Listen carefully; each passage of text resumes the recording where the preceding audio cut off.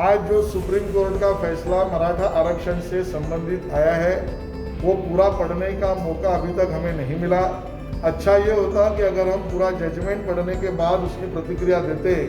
तो सभी बिंदुओं के ऊपर स्पष्टता लाने में और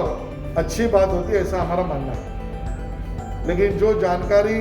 सुप्रीम कोर्ट के जजमेंट को जनता तक पहुंचाने वाले अलग अलग सोशल मीडिया प्लेटफॉर्म के तहत मिली है और उस आधार पर जो पढ़ा है उसके आधार पर मैं मेरा वक्तव्य रख रहा हूँ। और इसमें एक बात स्पष्ट दिखाई पड़ती है कि जो आरक्षण भारतीय जनता पार्टी के देवेंद्र फडणवीस सरकार ने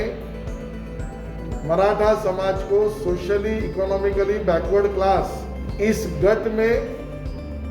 इस क्राइटेरिया में हो सकता है इस प्रकार का करने का निर्णय किया, उसके लिए कमीशन यानी सोशल मागास वर्गीय आयोग की निर्मित की और उसके पहले आयोग के सामने जो रिपोर्ट मराठा समाज के लोगों को सोशली इकोनॉमिकली बैकवर्ड क्लास में गिना जा सकता है, गिनना चाहिए, उसके लिए क्वांटिफाइबल डाटा और हिस्टोरिकल रेफरेंस कलेक्ट करने के लिए प्रोफेशनल एजेंसी, कोई एनजीओ और संस्था और संपूर्ण राज्य के जनता से विविध संगठनों के माध्यम से इकट्ठा करने के बाद वो वॉल्यूमिनस रिपोर्ट बनाया। फडणवीस सरकार ने उस वॉल्यूमिनस रिपोर्ट का रेटिफिकेशन कमीशन के सामने अलग अलग विटनेसों ने अपनी साक्ष्य देने के बाद वो रेटिफाई हुआ। महाराष्ट्र के विधानसभा में उसको कानूनी स्नाते रखा गया, वो सर्वसम्मति से पारित हुआ।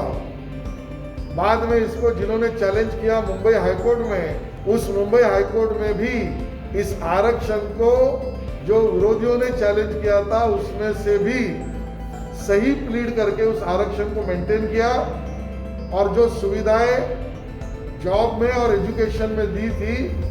उसको भी कंटिन्यू की गया। इस प्रकार का जजमेंट मुंबई हाईकोर्ट से आया। मैं इस बात को उजागर करना चाहता हूं, जब हम इस पूरी प्रक्रिया को कर रहे थे तब जो कांग्रेस और राष्ट्रवादी कांग्रेस के लोग तब विपक्ष में थे, उन्होंने इस क्वांटिफाइबल डाटा और हिस्टोरिकल रेफरेंस को कलेक्ट करने वाली संस्थाएं, प्रोफेशनल एजेंसी और रिपोर्ट, उस पर भी सवालिया निशान तभी उन्होंने खड़े किए थे। दूसरी बात, गायकवाड़ कमीशन के रिपोर्ट को बनते समय या साक्ष्य लेते समय अलग अलग जगह पर उसके ऊपर भी सवालिया निशान तब विपक्ष में बैठी हुई कांग्रेस और राष्ट्रवादी कांग्रेस ने खड़े किए थे। और जब बाद में कांग्रेस, राष्ट्रवादी कांग्रेस शिवसेना के साथ महाराष्ट्र विकास आघाड़ी के रूप में सत्ता में आई तो जो फडणवीस सरकार ने मुंबई उच्च न्यायालय तक के आरक्षण को मेंटेन किया और सुविधाओं को भी अबाधित रखा, उसको सुप्रीम कोर्ट के सामने रखने में कहीं ना कहीं कमजोरी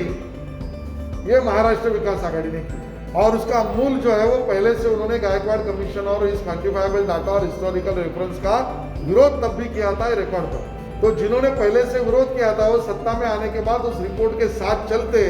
और उसको प्लीड करते तो शायद ये आरक्षण बच जाता, लेकिन उन्होंने इस प्रकार का रवैया नहीं लिया। है दिखाई पड़ता है क्योंकि सुप्रीम कोर्ट के कुछ हियरिंग में महाराष्ट्र विकास आघाड़ी के सरकार के तरफ से काउंसिल वहां पर समय पर नहीं पहुंचे। हमने ये देखा कि महाराष्ट्र विकास आघाड़ी के इस विषय को चलाने वाले मंत्री ने कभी अन्य संगठन, अन्य दलों से आपस में इसके बारे में बातचीत की, ऐसा पहले नहीं हुआ, बाद में उन्होंने किया। और इस प्रकार से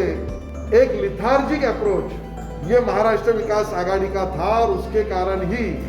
हमें लगता है, मराठा समाज को भी लगता है कि अपनी बात सुप्रीम कोर्ट को पहुंचाने में हम कमजोर पड़े, ये राज्य सरकार का फेल्योर है। इस समय पर और एक अच्छी बात हुई जो पहले के आरक्षण में नहीं हुई थी कि केंद्र सरकार ने सॉलिसिटर जनरल तुषार मेहता जी ने केंद्र सरकार के तरफ से इस आरक्षण के समर्थन की भूमिका रखी, इस कोटा को मेंटेन करना चाहिए भूमिका रखी। और एक बात ध्यान में आई कि एडवोकेट जनरल के वेणुगोपाल जी, उन्होंने कॉन्स्टिट्यूशनल 102nd अमेंडमेंट के तहत नेशनल बैकवर्ड कमीशन को ओबीसी लिस्ट में किसी समाज को लाना है तो लाने का अधिकार वो भी अबाधित रखा। लेकिन बावजूद इसके तीसरी बात और हुई कि एक्सेप्शनल सिचुएशन में 50% के ऊपर जा सकते हैं। ये इनहेरेंट पावर जिस जजमेंट से आती है, उस सुप्रीम कोर्ट के लार्जर बेंच का इंदिरा साहनी का जजमेंट भी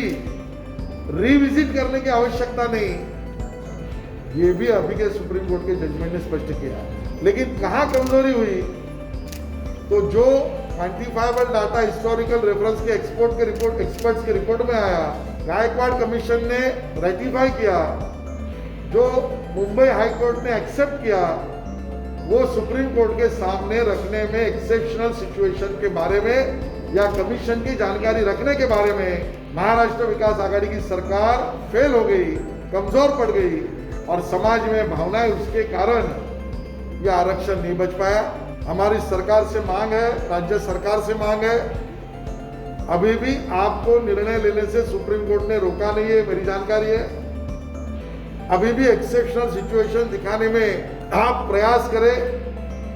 गायकवाड़ कमीशन से रिपोर्ट की पूरी स्टडी करें, उसके ऊपर और भी कुछ जानकारी कलेक्ट करनी चाहिए, तो उसके लिए भी भारतीय जनता पार्टी समर्थन और सहयोग करने के लिए तैयार है।